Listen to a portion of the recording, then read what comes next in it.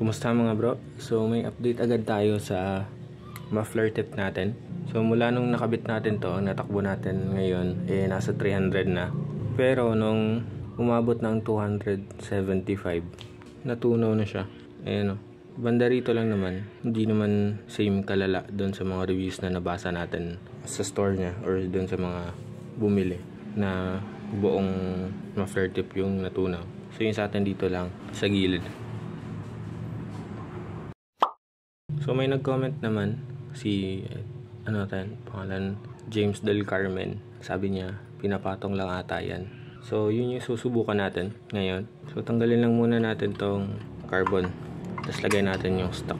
So may napanood din akong vlog na meron din siyang ganito.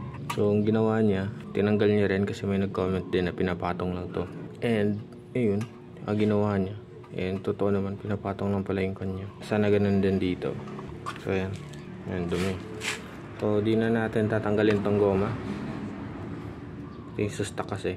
Try lang natin. Ito yung stock natin. Ilalagay natin, tapos try na natin to. So yung sa napanood ko, pinatong lang yung ganyan.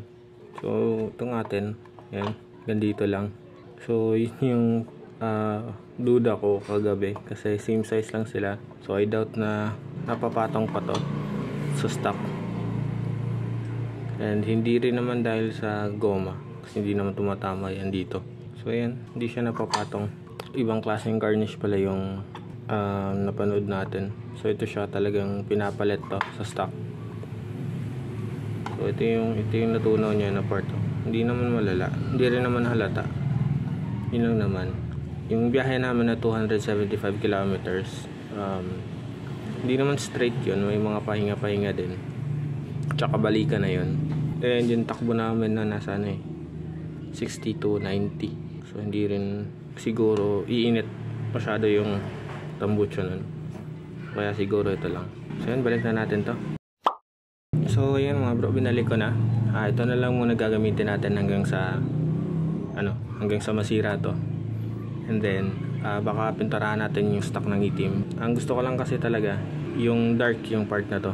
So kahit hindi carbon, kahit itim lang, pipinturahan natin yun. So ayan, hanggang dito na lang muna. Maraming salamat sa panonood. Konting update lang naman to. And sa susunod ulit.